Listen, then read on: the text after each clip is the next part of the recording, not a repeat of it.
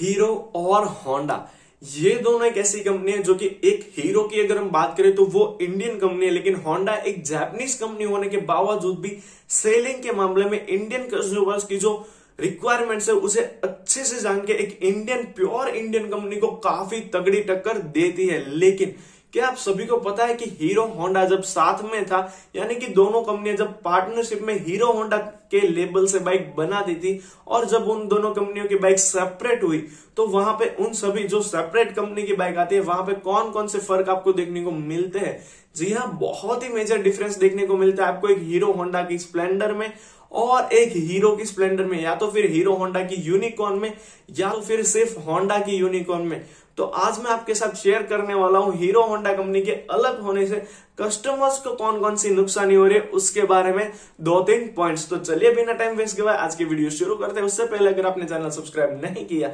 तो must subscribe the channel and do not forget to hit the bell icon for regular video notifications update. So let's get started without wasting a time.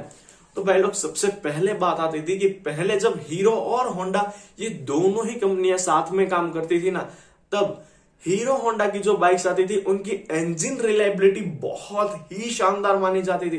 In fact कई सारे लोग बोलते हैं कि भाई उस बंदे ने स्प्लेंडर ली थी, वो उस बाइक को कंसिस्टेंट 15 सालों से चला रहा है, फिर भी उस बाइक में माइलेज और इंजन परफॉर्मेंस काफी ज्यादा स्टेबल है। और मैंने हीरो की रिसेंटली ही न्यू स्प्लेंडर प्लस परचेस की है और उस बाइक को अभी 3, 4 या 5 ही साल हुए, लेकिन उसकी परफॉर्मेंस और माइलेज दोनों में ही गिरावट आ गई। तो उसकी मेन रीजन ये है कि जो पुरानी वाली हीरो होंडा कंपनी जब साथ में काम करती थी उस वक्त जो बाइक्स आती थी उन सभी का इंजन ये दोनों ही कंपनी मिलकर बनाती थी, यानी कि उस इंजन में होंडा की रिलायबिलिटी और हीरो की माइलेज मशीन देखने को साथ में मिल जाती थी। अब आप समझे, इस वजह से जो पुरानी हीरो होंडा कंपनी की जो दोनों बाइक्स आती थी, यानी कि दोनों ही कंपनी जब मर्ज थी तब जो बाइक आती थी और अब जो बाइक आती है उनमें काफी ज्यादा मेजर डिफरेंस इंजन वाइज भी आपको देखने को मिल जाता है, क्योंकि दोनों ही कंपनियां जो मर्ज थी उस वक्त जो इंजन आते थे स्प्लेंडर प्लस हो या तो फिर होंडा यूनिकॉर्न,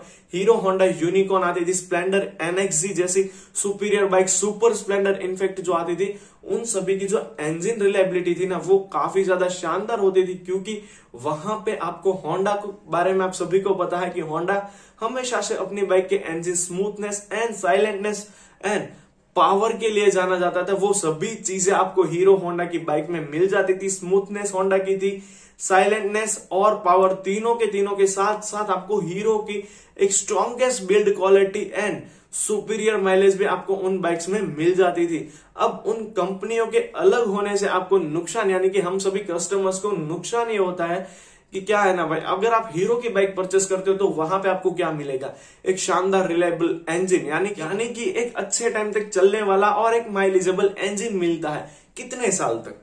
5 साल, 6 साल, 8 साल, चले मान लीजिए 10 साल तक। उसके बाद स्प्लेंडर प्लस भी अगर आपके पास सिर्फ हीरो की होगी ना तो उसकी कंडीशन और जो हीरो होंडा की स्प्लेंडर आती थी उसकी कंडीशन देख के आप खुद अंदाजा लगा लीजिएगा कि कितना डिफरेंस आ जाता है। और उसी तरीके से अगर हम होंडा की भी बात करें तो होंडा के इंजन में अब आपको क्या मिलता है? एक सुपीरियर रिलायबिलिटी, उसके मामले में तो कोई कमेंट्स की जरूरत नहीं है, और साथ ही साथ आपको एक बहुत ही अच्छा पिकअप भी मिल जाता है। लेकिन जब हीरो होंडा साथ में थी उस वक्त जो आपको यूनिकॉर्न आती थी आप उसे उठा लीजिए, और फिलहाल जो होंडा की सिर्फ यूनिकॉर्न आ रही है उसे उठा लीजिए in terms of long term uses और साथ ही साथ in terms of Honda, hero Honda का 150 सीसी और सिर्फ होंडा का 160 सीसी इंजन अगर आप कंपेयर करने जाओगे तो जो हीरो होंडा की बाइक आती थी दोनों कंपनियों की साथ में उस बाइक का 150 सीसी का इंजन काफी ज्यादा पावरफुल था। इनफैक्ट लॉन्ग टर्म यूजेस के मामले में भी वो यूनिकॉर्न अपने आप को पूरे तरीके से इंडियन मार्केट में प्रूव चुकी थी और स्टेबल कंसिस्टेंट मैं